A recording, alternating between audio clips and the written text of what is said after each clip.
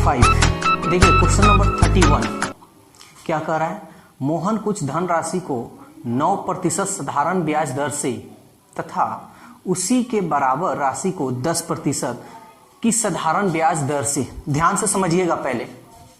देखिए कह रहा है मोहन कुछ धनराशि को 9% साधारण ब्याज दर से, यानी 9% साधारण ब्याज दर से तथा उसी के बराबर राशि, यानी जितना ये राशि लिया है, यानी ये x रुपया लिया है तो ये भी x रुपया लिया है, ठीक है ना। ये 1 रुपया लिया है तो ये भी 1 रुपया लिया है, ये इसका कहने का अर्थ है। राशि को 10% की साधारण ब्याज दर से 2 वर्ष के लिए उधार देता है। ध्यान दीजिएगा 2 वर्ष के लिए। तो सबसे पहले हम SI निकाल लेते हैं, ठीक है ना। SI तो 9% की दर से 2 वर्ष का ब्याज कितना होगा, तो 9 दूनी 18%, ठीक है ना। 2 वर्ष का हम पहले ब्याज निकाल रहे हैं। फिर 10% की साधारण ब्याज की दर से 2 वर्ष का ब्याज, तो 10 दूनी 20, ये 20%। पहला का ब्याज 18%, दूसरे का 20%। फिर आगे हम पढ़ेंगे, उधार देता है उसे ₹760 ब्याज के रूप में प्राप्त होते हैं। यानी कहने का मतलब दोनों को, यानी 9% और 10% की दर से मोहन लेता है, तो दोनों को मिलाकर ब्याज कितना प्राप्त हो रहा है, ₹760। अगर हम यही बात यहां कहें कि यहां दोनों का ब्याज कितना प्राप्त हो रहा है, तो दोनों को मिला दें तो 8 और 1 और 2 3, यानी 38%। ब्याज टोटल कितना मिल रहा है, 38%। और सवाल में कह रहा है ₹760, तो हम 38%, ये भी ब्याज हुआ, कुल ब्याज ये हुआ। अब ब्याज कुल दे रहा है ₹760। क्या सवाल में क्या कह रहा है, प्राप्त होते हैं तो उधार दी गई धनराशि, तो उधार दी गई धनराशि हमेशा 100% होता है, बोले बताए हैं। तो 38% का मान इतना, तो 100% का मान कितना निकाल लीजिए, 760। इसको हम गुणा करते हैं 100 अब बटा 38, कितना होगा, 38 दूनी 76, 2 8 16, 2 3 6, 38 दूनी 76, 1 0 है तो 0, 2 एकम 2, 1 2 3 0, यानी आपका 2000 रुपए आया। तो 2000 रुपया धन प्रत्येक उधार दी गई प्रत्येक धनराशि क्या है, तो प्रत्येक की धनराशि कितना है, 2000 रुपया। प्रत्येक कितना लिया था, 2000 रुपया। जो ऑप्शन किस में है देखिए तो ABC एंड D, यानी ऑप्शन D में है। चलिए क्वेश्चन नंबर 32 हम लोग देखते हैं, ये क्या कह रहा है। कह रहा है एक आदमी ने अपनी पूंजी का 1/2 भाग 10%, 1/2 भाग 10% वार्षिक ब्याज की दर से, 1/3 भाग 9%, शेष 12% पर निवेशित किया, तो उसके द्वारा प्राप्त औसत वार्षिक ब्याज दर क्या है, औसत आपको ज्ञात करना है, ठीक है ना। तो एक चीज देखिए, यहां पे बटा में आ रहा है, चाहे तो आप ऐसे भी बना सकते हैं, ठीक है ना, चाहे तो आप ऐसे भी बना सकते हैं, लेकिन आप बटा में रख कर बनाइएगा तो थोड़ा मतलब हल्का सा आपको थोड़ा डिस्टर्ब करेगा। तो अगर इस तरह अगर बनाना चाहते हैं तो चलिए इस तरह भी हम बनाकर आपको दिखला देते हैं। देखिए 1/2 भाग, तो हमको SI कहें, SI कितना होगा, ठीक है ना, SI। तो चलिए इसका हम निकालते हैं, तो गुना करेंगे, इसको इसमें गुना करेंगे। यहां देख लीजिए 1/2 गुने 10, 2 5 10, यानी 5%। पहले वाला का आया 5%, दूसरे का 3 त्रिके 9, यानी 3%, और तीसरे का क्या आएगा, तो देखिए यहां शेष कह रहा है। तो 1/2 भाग जब भी बटा में आए, याद रखिएगा, जब भी बटा में आए, भाग में आए, तो कुल जो होता है, कुल वो आपका 1 होता है। कुल जो होगा कितना होगा, 1 होगा। तो 1 हो गया, तो 1/2 और 1/3, ये तो ऐसे निकल गया। तो हम दोनों को जोड़ेंगे, यहां बता दे रहे शेष क्या होगा, यहां बता दे रहे।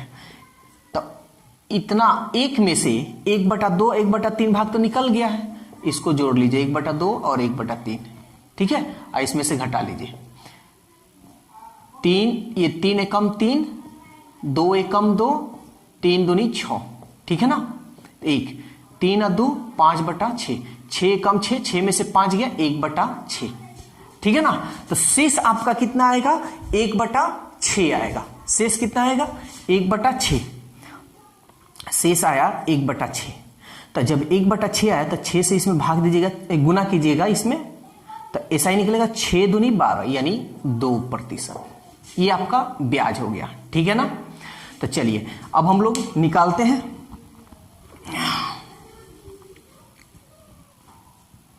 यानी हम यही किए हैं, कुल में से इन दोनों को जोड़ दिए हैं, इन दोनों को जोड़कर एक में से क्या किए हैं, घटा लिए हैं। इन दोनों को जोड़ लिए हैं 1/2 प्लस 1/3 और घटाकर यही हमारा शेष हुआ। 6 दूनी 12 इतना हो गया। कुल ब्याज आपका कितना होगा, तो कुल क्या माने हैं आप, 1 माने हैं, 1। अच्छा चलिए इसको हटा दीजिए, 5%, ठीक है ना। एक आदमी ने पूंजी 1/2 भाग इतना 10%, 1/3 9, शेष 12% निवेश किया तो प्राप्त औसत, चलिए औसत ज्ञात करना। तो 5% औसत का मतलब आप जानते हैं सभी का योग, औसत मतलब सभी को जोड़ दीजिए। तो 5% प्लस 3% और प्लस 2%। तो ये टोटल जो ब्याज है किसके बराबर होगा, यही ना 1% के बराबर होगा। यानी कुल भाग, ये देखिए यहां आप प्रतिशत नहीं लिख सकते क्योंकि ये हम भाग माने, तो 1, कुल 1 के बराबर होगा, ठीक है ना।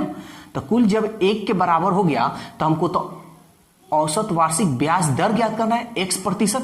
तो हम यहां क्या लिख देंगे, x%, ठीक है ना। ये टोटल ब्याज हुआ, ठीक है। तो ये जो ब्याज हमारा निकल रहा है ये सब कितना साल का निकल रहा है, 1 साल का निकल रहा है। आप चाहे तो 1 से इसमें गुना करेंगे तो वही आएगा, कोई अंतर नहीं होगा, ठीक है। तो 1 से गुना करेंगे तो कोई अंतर नहीं होगा, ये 1 साल का निकल रहा है। तो इसको गुना करने की कोई खास हमारा मकसद नहीं है कि हम गुना करें ही करें, 1 गुणे x, हम x मान लिए ब्याज की औसत दर हो गया। तो ये प्रतिशत में है, ठीक है। तो चलिए अब काम करते हैं। 5 और 3 8, 8 और 2 10%, ठीक है। x में इसमें गुना कीजिएगा तो x क्या माने, औसत ब्याज की दर ना माने हैं, तो इसलिए x का मान क्या आया, 10%। जो ऑप्शन किस में है, देखिए ऑप्शन बी में है, ठीक है। तो देखिए भाग में यानी बाटा में आएगा तो थोड़ा यही है कि बाटा का जोड़ घटाव करना होगा, लेकिन आप बाटा को हटाना चाहते हैं तो इसके लिए भी एक उपाय है, ठीक है। तो चलिए वो भी हम बता देते हैं, इसको हम मिटा दे रहे हैं। अब देखिए ध्यान दीजिएगा, सबसे पहले आप क्या कीजिए, ये भाग में है 1/2 1/3 है ना। तो आप क्या कीजिए, सबसे पहले एलसीएम निकाल लीजिए आप 2 और 3 का। 2 3 का एलसीएम क्या होगा, 6 होगा ना। तो आप सब में 6 से क्या कीजिए, इसमें 6 से गुना कर दीजिए, इसमें भी 6 से गुना कर दीजिए, ठीक है। तो हम 6 से गुना कर दिए तो 2 3 6 यानी 6 का मान जो है 10% है। 3 लिया है कर्ज, कितना की दर से, 10%। तो टोटल ब्याज आपका कितना होगा, ठीक है ना, 3 भाग 10% की दर से। तो हम लोग क्या जानते हैं, यानी R और T को हम लोग गुना करते हैं तो क्या निकलता है, SI निकलता है। तो चलिए गुना कर लेते हैं, 3 दहिया 30%, ठीक है ना। फिर हम इसका निकाल लेते हैं, 3 दूनी 6, 2 9 18 यानी 18%। अब यहां टोटल आपका यहां कितना था, 6 हुआ है। टोटल कितना हुआ है आपका, 6 हुआ है। तो 6 में से 3 और 2 5 तो निकल गया यहां, तो बचा कितना है, 1। तो ये 1 में 6 12 से गुना कीजिएगा तो 12 एकम 12 यानी 12%, ठीक है ना। अब ध्यान दीजिए, आप यहां हम इसको टी मानकर आप लोगों को यहां दिखा रहे हैं। तो ये देखिए यहां क्या कर रहा है, एक आदमी ने अपनी पूंजी का, पूंजी है, क्या है, ये पूंजी है आपका। तो पूंजी है तो पूंजी है तो आप प्रतिशत में आप इसको लिखना जरूरी नहीं है, ठीक है ना। प्रतिशत में लिखने की आपको कोई आवश्यकता यहां पे नहीं है, क्योंकि यहां हम पूंजी निकाल रहे हैं। ठीक है, जब पूंजी निकाल रहे हैं तो हमारा बस 30, 18, 12 हो जाएगा। अब औसत हमको निकालना है, तो सबको हम ऐड करते हैं। औसत ब्याज की दर निकालना है ना, तो 30 प्लस 18 प्लस 12, ये टोटल आपका पूंजी हुआ, धन हुआ। और टोटल धन आपका कितना है देखिए तो 6 है ना, तो बराबर 6। लेकिन हमको क्या निकालना है, औसत वार्षिक ब्याज की दर ज्ञात करना है। तो ब्याज की दर जो है हम क्या ले लेंगे, x% ले लेंगे। क्यों, क्योंकि हमारा ये ब्याज की दर हमको निकालना है। तो हम कैसे क्या किए हैं, ये धन है और ये दर है, तो गुना किए हैं, तो ये हमारा इतना ऐसा ही हुआ, ब्याज इतना आया। तो यहाँ पे हमारा टोटल धन हो गया 6, अब दर हो गया x%। गुना कर दिए तो ये मेरा क्या हो जाएगा, ब्याज आ जाएगा। चलिए अब हम लोग काम करते हैं।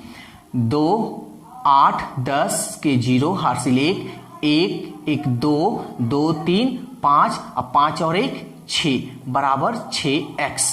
ठीक है, 6 दहिया 60, इसलिए x का मान कितना आ गया, 10%। तो चाहे तो आप ऐसे बनाए, चाहे इसके पहले बाटा में जो हम बताए थे वैसे बने।